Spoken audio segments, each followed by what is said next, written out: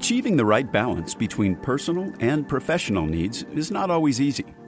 It's important to acknowledge your needs and give yourself space to learn from failure. Charles Darwin says that it is not the strongest of species that survive, but those that are most adaptable to change. And this is about change. This is about evolving. This is about becoming new and better people. That's Brooke M. Buckley, MD, FACS. Dr. Buckley is Vice President and Chief Medical Officer at Meritus Health.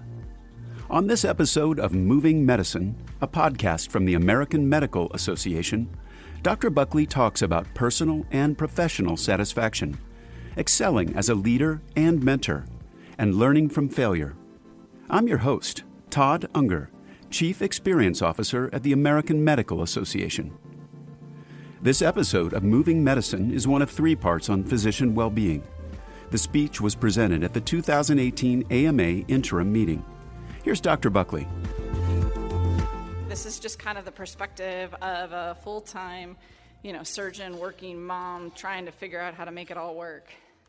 So I'm just going to talk briefly about being unwell, finding happiness, and solutions for self and profession. So in the form of a SOAP note, the glory days of medicine are gone. The objective, it's their fault. You can insert your favorite they there, regulators, the CEO, the dark side, my mom, I don't know. It's their fault. The assessment is that I'm not going to meditate. Yoga ain't going to fix it. And the plan is to take a time machine back to the glory days of giants, and it's all good, right? So that's kind of how we talk about burnout. That's how we talk about fatigue. And it sounds kind of silly like this, but this is truly like the level of our conversation in a lot of halls in the hospitals. So I don't know if any of you remember Dr. Jensen. He was a delegate from MedChi. He's still a MedChi member, but he's no longer a delegate. He's in his mid-70s. He's an ophthalmologist, trained at Hopkins, as hardcore as they get. He just recently stopped working 6 days a week, and that's just because he's added other things to his schedule. And so when I went to talk to the Maryland Eye Society, he said, I hope that you're going to tell them, get tough, work harder, and stop complaining, right? And immediately I was like, but what about me, right? I'm a beautiful individual snowflake. Like, help me out here, man. Like, this is not the answer, right? But we hear this all the time, and we kind of hear it from regulators and politicians and CEOs and, senior partners, et cetera. So what do? So I think the assessment is change is hard, right? Like, how many of these burnout talks have you gone to and Marcus Welby pops up, right? Like, oh my gosh, that's what we're looking for. How do we get there? But the reality is Marcus Welby is not coming back, and half the people in this room have never really seen or don't know who Marcus Welby really is, except for the burnout talks. So, right, we're kind of stuck. We're kind of in this grief curve or the change curve, and we're in this anger, sadness, frustration spot, and we really haven't found a great way to get out. And the first JAMA article that I could find was in 1973 about physician wellness, and we're now 45, 6, 8 years into, talking about it. And actually, you can go back as far as 2 AD on tombstones. The first duty of a physician is to heal himself before healing others, right? This is an old conversation. So my new CEO, because I just changed jobs, and more about that later, says that in times of seismic change, not everybody makes the journey. I couldn't find a good polar bear picture here, but it brings a lot to mind, right? The truth is we aren't all going to make this change. And that's a big deal for medicine because the talent and the skill set that is needed to transition us from Marcus Welby to the future of medicine is enormous, and we're not all getting it in training, not because the 80 hours, that's an old song too, and we got to get over that, but because pathology is changing, the way we present is changing, society is changing, and so what we're seeing is happening faster and sicker on a regular basis, and we've got to figure out how to catch up, and not all of us are going to make it. So the deal is, everybody in this room, we got to get there, so this is how we got to do it. So I joined the dark side 6 weeks ago. I'm a CMO now. I've always been a practicing physician, but I realized that my skill set is getting bigger than the bedside. And if we don't have doctors in the C-suite translating the practice of medicine, keeping the heart of medicine alive, our practice and our profession will die. So I fully resist the dark side, and I think that we can run businesses like we should and not like we could. This is not naivety and youthful optimism. going into the C-suite. This is just dogged hard work that you need a surgeon, you need a physician, you need anybody who's willing to be a champion for doctors to get up there and tell them the way it is in a thoughtful, metered way so that we can make real changes and make things happen. And the final thing is that I have failed a lot, and that is part of the story. So origins, Dan Brown, right? The difference between humans and computers is that humans fail repeatedly with no loss of enthusiasm. So get over it, we all fail, keep going. So we know that burnout is a pathological response to stress in the workplace. So burnout is about work. We've already heard a lot about that, and we know that 50% of us are in that train. And I would say that even if you don't feel burnt out, even if you've found all the answers, the people around you, right, or docs, right, the absence of the lesion does not mean the pathology isn't there. It doesn't mean it's not coming. It doesn't mean it's not obvious to everybody else. Just because it's not on the x-ray yet, it's there. Okay, we need to deal with it. So Oliver Wendell Holmes says that I would not give a fig, and we can update the fig, but anyway, for simplicity on this side of complexity, but on the far side of complexity, I would give my life for simplicity. Right? What the heck does that mean? I read this the first time getting a manicure, and I was like, what the? This is why you're not supposed to read tough stuff. But anyway, as I read it, this came to mind. That on the near side of complexity, things like love, like friendship, like joy, right? These things, diversity, they're terms that we use, we kick words around a lot, and we use them in completely different contexts depending on who we're with, how we're using them, what the sentence is, what the context is. But there are times where we expect those words to all mean the exact same thing. And so 50 years later into love, that word has a totally different context. So how do you take the Dr. Jensen rule and get it on the far side of complexity? So things that we know, when you graduate from med school, you're as happy as anybody else. You're empathetic, you're joyful, you're loving life, you're healthy physiologically. And by the time we get done with you 1 year in, even in the 80 hours, you are less empathetic, less joyful, less healthy, more depressed than your peer cohort. So it takes us exactly 365 days to ruin you. Right? That's a pretty big, that's a big deal. So when we were teaching, I did the well-being curriculum for the residents for the general surgery at Anne Arundel Medical Center. And it just kind of smacked me in the face one day where I was like, wow, all you dreamers, you snowflakes, what about my vacation? What about my time off? What about, I'm tired in my family and mom, and we have a family reunion the second week of July.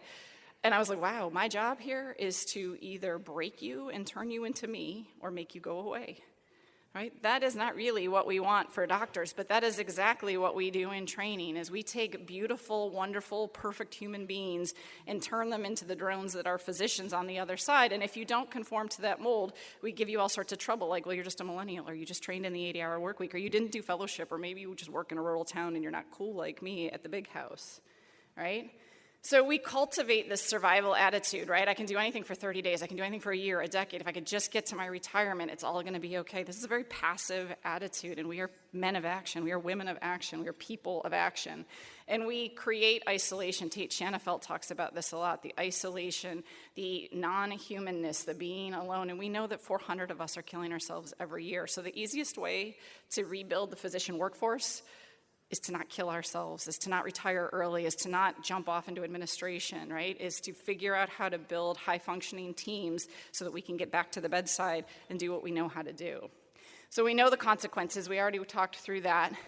P. Bradley Hall, the past president of the Federation of Physician Health Programs, and if you don't know the PHP, it's something to get familiar with. It's a non-reportable place where you can go and get help and get evaluation. It's private, and it will help you stay in practice. That's its goal. But he says we don't handle being human very well. Nobody's asking us to save everyone. They're asking us to take care of our corner of the earth as best as we can as imperfect humans. And all of us have been in the place where you're like, if I could have just studied harder, worked harder, I wouldn't have lost that person. And that's an unreasonable expectation of self. So do you know how you replace your pennies, right? You can't take more pennies out if you're giving them all away and you're not putting them back in. I think the key is an active awareness of self. It's knowing how you replace your pennies, right? So on a day where the last patient comes in at 4 o'clock instead of 3 o'clock and you've got a plane, because it's always when there's a plane to catch that the patients come in late and it's always a mess. But do you know how you recover quickly so that you're not yelling at the office staff and you're not grumpy with the patient and missing the diagnosis? Do you know how you do this slowly over time? And really, truly importantly is, do you know how you do it when your jar is empty, right? When you are at the absolute end of your rope, how do you recover? What goes through your brain? What are you worrying about? Are you worrying about your family? Are you worrying about your town? Are you worrying about, people back home in another country? Like, who are you worrying about? And how do you react? Are you angry? Are you sad? And what shiny objects, right? The movie Up, like squirrels. Like, where do you go? Do you go to alcohol? Do you go to parties? Do you go, and read a book? Do you do something like yoga? Like, where do you go? And if you don't know where you go, you can't really actively choose healthy behaviors. So Tate Shanafelt says, if you do at least 20% of work that is edifying, that is positive, that you love, the other 80% can be total trash, and you're fine, right? So we can't really make the EHR go away. We can't really get in a time machine, but we can remember what our 20% is, figure out what it is. And this kind of, well, I just want to be a clinician, that is not an answer. That is an answer, but it's not a full answer. That is a superficial swath across, I want to get in my time machine. Do you want to be at the bedside? Do you want to make diagnoses? Do you want to deal with the socioeconomic factors and get somebody on their feet again? What is it about being a clinician that really speaks to your heart? And how do you build a team around yourself to get back there? I have toddlers. Use your words. You have got to be specific about who you want to be and how you want to get there, or you will never get there, right? Like, I did this health coaching thing, and I was like, I really want to get in shape. And I should back up and say I did a health coaching certificate because I needed help, and I wouldn't talk to anybody, so I went and got the certificate so that I wouldn't have to talk to anybody. But they kind of did this, like, ninja mind trick on me, and you couldn't graduate unless you talked to somebody, so I had to talk to somebody. So anyway, in the process, and she was like, I was like, oh, great, I'm not going to tell her anything real. I'll just be like, I'm going to get in shape, because who doesn't want to do that? And she was like, okay, so what are you doing? I was like, I'm thinking. She was like, yeah, no, that's not really going to work very well. I was like, well, okay, so I don't know, I'm thinking. And she goes, do you have shoes? I was like, no. So she's like, well, I dare you, not dare you, she didn't say that. She said, you should go out and get a pair of shoes and wear them in your house. And that's pretty hard to say no to, right? So I went to the running store, and this skinny little thing in tights came up to me, and I ran back out of the running store, and I went back home. And so then I had my husband drive me to the running store, and I was like, do not let me get back in this car until I have a bag full of running shoes. And so I went back in a skinny little thing in tights, and I came flying back out, and he did another loop around the parking lot and was like, not happening. And I'm like standing there, oh my gosh. So I did get running shoes, and I now walk 2.5 miles a day before work, every day for about a year. So it starts with little teeny steps, and it starts with knowing what it is that you want. So the answer that yoga pants, the singing bowl, and the juicer are going to fix it, right? How often do we hear this, right? Like if you have these 3 elements, you're good to go. But the problem, and this is my college roommate with a Harvard divinity degree who is kind of checked out of the busy life like we have, and she takes amazing good care of herself. But my kind of pushback as a general surgeon is kind of like, yeah, but who's going to grow the kale? Right? Like, you can't juice stuff if nobody's growing it. And like, we're the growers. We're the people that are doing the hard work trying to keep the wheels turning. So the problem is we are people of answers. We like destinations, and happiness is not a place. Happiness is meditation. Happiness is all day, every day picking and choosing things that make your life joyful. Balance is the same way, right? Facebook makes it look fabulous. Like, look at that person, she's got everything, he's got everything, we've all got everything. No, like the picture before and after, like today I drew on that wall for the AMA, and I'm gonna out myself right here. Did this little cute little kick, put it on Twitter, aren't I cute, aren't I fun, I got my pink boots on. I had the sticker on the bottom of my shoe from the rack, right? Like, oh my gosh, I'm gonna like tweet that I've got my like discount shoes going. So I went back and I took another picture and got it taken care of, and Twitter will make it look all good, like I got this going on. So Charles Darwin says that it is not the strongest of species that survive, but those that are most adaptable to change. And this is about change. This is about evolving. This is about becoming new and better people. Mindfulness, it's situational awareness. It is how do you fit when you are in the most hectic situation in your work, right? The slow ones we can figure out because we can be sloppy and it still works. But when it is hectic, do you know how you fit in a word, in a paragraph? Are you the person who, because of your title, you win? Or are you the person because of your character, you win in this situation? You took care of the nation. It's time for the nation to take care of you. The AMA stood by America's physicians and patients during the pandemic, and we're not stopping there. We're fixing prior authorization, leading the charge on Medicare payment reform, supporting telehealth, fighting scope creep, and reducing physician burnout. It's time to rebuild, and the AMA is ready. To learn more about the AMA Recovery Plan for America's Physicians, go to ama-assn.org/time to rebuild. This guy, these guys, are these leaders, right? Are these people that you want to be, that you want to show up as?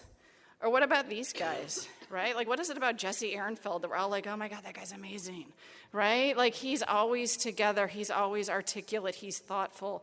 Not to pick on Jesse, but like, I took 10 years off from the AMA to go do state stuff, and I came back and I was like, gosh, he's still amazing. Like, what is going on there? But the deal is that leadership is words and actions intended to create change. So the problem is both those people are leaders, right? 2018 America. Got a lot of leaders, some of whom we'd like to be like and some of whom not so much. So it's about being the leader that you want to be and knowing how you fit, knowing if you use hierarchy or if you use actual character and skills and thoughtful action, meditative situational awareness, if you want to go down that direction with it, about how to fit in. And really importantly is, do you follow? Can you follow? I don't know about for the surgeons in the room, but have you ever put two surgeons on a table together and neither one of them is willing to be the first assistant? It's miserable. You have to have somebody who's willing to back off and follow.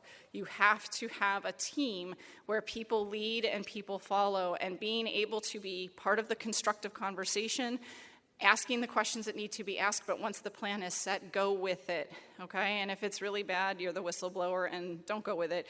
But in terms of how the hospital moves, in terms of how the community of medicine is going, in terms of the regulations, we can't just sit in the corner with our arms folded. We have to be part of the conversation. You guys are here, so we're already part of the conversation, but we have to amplify our voices, and then we have to go with it and move forward as best we can. And med school, medicine is the perfect accidental leadership. A lot of us have never really thought about how we lead. We just show up and we just start, and we're the most experienced doctor in the room. Sometimes you're like, oh my goodness, I don't know, but here we go, right? So, and the hierarchy thing, just one quick thought, and I am almost done, I promise. But the hierarchy thing is, PGY1s asked me, they're like, who's better, a PGY1 or a PA? I don't think you really want the answer to that question right now, right? Because I've worked with my PA for a decade, okay? So hierarchy does not work well in 2018, okay? Any one of us in any station, in any leadership role has the opportunity to be a leader, and any one of us in a high leadership role has the opportunity to act like a first day intern. So the opportunity is for us to take to act like leaders.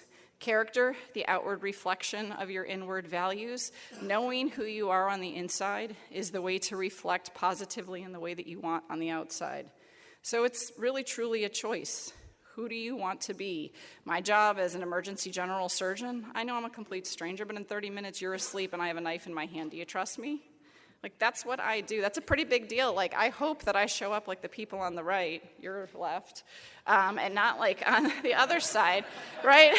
Yeah, right? But, so think about it, like, as fellows, as residents, like, you can wear a hoodie and a 3-day beard and do all this stuff. Like, we can get away with a lot of stuff because we're doctors. We can park in, like, 5 parking spaces, and people are like, oh, that doctor, he's going fast down the road because he's a doctor, and there must be something amazing going on. And you're like, yeah, like, gotta get my latte, right? Like, we can make a choice to be the leaders that we want people to respect us as. And for me, this is where the rubber hits the road. That mindfulness in the age of complexity, the rules that you were given worked for the person who created them. And the more different that you are from that person, the worse that they're going to work for you. And when you are mindful, rules, routines, and goals guide you. They do not govern you. All right? So call it yoga, call it mindfulness, call it situational awareness, call it projecting your character. But if you know who you are and you can control yourself in space, you can change the world. So Stephen Covey talks about stability as our mindset of the past, right? Marcus Welby, I walk in the room, the nurse knows my glove size, everything just happens magically and the patient gets better. Right now it feels like, and it is, and it, spoiler alert, always will be, a constant churn. So this is teamwork. This is loading your boat with people who know how to row, going over the rapid and praying like hell that you get there safely, right? And so we need to start reflecting on how to load the boat accurately. And that is not just my nurse and my MA and my PA and all the people I can control because I'm a doctor. but it's all the people that I can't control, like the administration, like the politicians, the people around us that make these huge decisions that affect our lives every day. So in terms of diversity, right? Who are you? Who do you bring to the table? And what I want to say is that diversity is not an endpoint either. All day, every day, we bring a different person to every situation. Sometimes I'm the strung-out mother of 3 little boys that are calling people names at school. Sometimes I'm an adult daughter and my mom's driving me crazy. Sometimes I'm the only girl in surgery in the entire town, right? I bring a whole bunch of different people, and that's not to minimize the enormous importance of the conversation on diversity, but it is to say that diversity affects all of us, and what we bring to the table affects all of us, and the more that we can use our voice and explain who we are and what we bring to the table, the better that we can navigate and talk and help each other. So this all comes down to mentorship for me. The way we get over the 80 hours, the change and all this stuff is we start talking. We know who we are, and we share our stories. So I was asked to go back and talk about being a woman in medicine, and I was like, I don't know, I got nothing to say. Like, what? I got ovaries. Good, game over, can I go? And this person made me talk about this for a really long time, and what I realized, and this is a little bit ugly in talking about failures, but he paired me up with this woman who was like 20 years older than me, worked part-time, had a couple of grown-up daughters, her husband was the breadwinner, and my inner monologue was like, well, if I got to stay home, if I had a breadwinner husband, if I got to have beautiful daughters instead of crazy, wild little boys, if I got to do all of these things, maybe I'd be as cool as you are. And I was like, oh my gosh. All right, stop. First of all, ugly, super ugly. But second of all, if I'm not sharing my story about how to be the breadwinner, mom of 3, associate chair of surgery, I may not be your cup of tea, but somebody in this room needs to hear that story. So when my intern pages me and is like, my 4-week-old baby's at home and why on earth am I here on call? I can text her back and I can say, because you're writing a path for the future of medicine and you're doing something that I never had the luxury to do. And when we have 2 and 3 times the infertility rate of non-physicians, the opportunities to change the world are huge. Tools for self and profession. Number 1, you've got limited personal resources, so take care of them. Be aware, name it, use your words, know your values. Character exercise, right? What was your intention? What actually happened? What does it say about you? 4th grader pulls a chair out from a friend, right? I wanted to be funny, but he's crying. What's it say about you? So we get to choose what we want it to say about us. We don't get to choose what other people say. I would say also that as we're judging what other people's intentions are, it's not totally fair, right? So this goes a lot of different ways, but recognizing that just because I thought it was funny doesn't mean somebody else does, and that wanting other people to see you as a leader means that doing things that look like a leader is probably helpful in that path. This is a lot like the Toyota Kata, and I don't know all of you like lean. I hate lean, but it's interesting because the Kata part of lean, this building a cadence, is what did you want to have happen? What was your step? What happened? What are you going to change, right? It sounds a lot like the character exercise. So the point is that creating a process is a way of thinking. Simple steps can sort of get your brain in the rhythm so that you're walking 2.5 miles a day before you go to work. Get your brain in the rhythm of constant daily adjustments. Next, rank order. So it's a decision process, right? Determine your values and order them. Put it in a way that you can be accountable. Choose friends, choose structure that can help you be accountable to who you want to be. Pick something on your calendar and take it off. You don't have to go all the places that you think you have to go. Take something off, whether that's an hour with Facebook or the next whatever meeting in the hospital at 5 p.m. Spend time doing something that is edifying and helps you. Self-care, mutual respect, reflection, support, these are not optional things. These are human things. They need to happen. Tom Morris is a philosopher, and he said that looking out the window is the weapon of the philosophers, right? Time to reflect. So I ask you in the shower, driving to work, have you ever had an amazing thought? Let your mind wander. It's part of your future. And then finally, the moonshots and the roof shots. This is the shoes story. Take little teeny tiny steps that you can't say no to, because eventually it's going to be some gigantic step and we're going to cure cancer. And fail quickly. Allow yourself to fail in public. On failure, every single one of these stories, everything in the bio has a flip side. It has a negative story that I can tell myself about how I couldn't afford the last semester in college, about how when I ran for RFS Governing Council the second time, David Rossman, who wasn't even a resident at the time, got up there and gave the most inspiring election speech ever, and he beat my pants off trying to get onto the governing council. And so I had to go into AMPAC as my next, because I was like, well, I got to get funded. I got to find something, right? And so I've had an amazing run with AMPAC, but because I got beaten, because I failed big time and publicly in front of other people. So just be aware that everything that looks fabulous has a side that you can tell yourself a story that's not as pretty. Happiness is a communicable disease. Spread happiness. The 5 and 10 is just 10 feet away. Look up. 5 feet away, smile. It's amazing if you walk down the hall like this and you're just like click, click, click, click, click versus smiling. Hey, how you doing? Hi. It's a totally different feel. You can do small things that turn into big things. Read, read, read, read, read, read. All the time, read. It's all relevant. Tate Shanafelt in the executive leadership, physician well-being. It's a way to organize yourself that was already kind of alluded to and talked to, steps forward. And balance is about an active daily process, to be or not to be. Balance, right? Wally, like the people like, oh my gosh, have you ever sat on the couch and like your drink was too far away and you're mad at the couch because your drink is too far away, right? Like we have got to be part of our own life because being is joy. That's how we get there, is being active in this role. We are here by choice. The most important thing is if you're ever on the side of the bridge, this is a choice. You can change directions. You can go another way. Make sure you take a choice. Take the choices in the ways that make you happy and are edifying. And on the other side of complexity, I think that Dr. Jensen is right. The answer is to get tough, work harder, and stop complaining because this is our moment. This is our moment to take back the future of medicine. Thank you.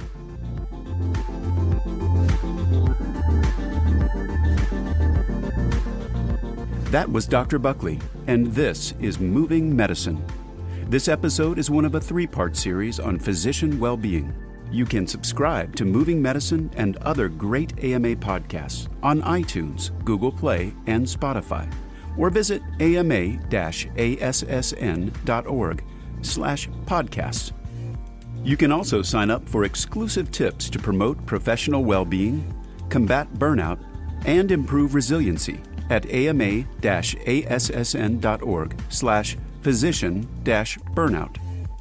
Or visit stepsforward.org, which has more than 50 modules with expert-driven, field-tested strategies designed to help you successfully implement meaningful change in your practice. Thanks for listening.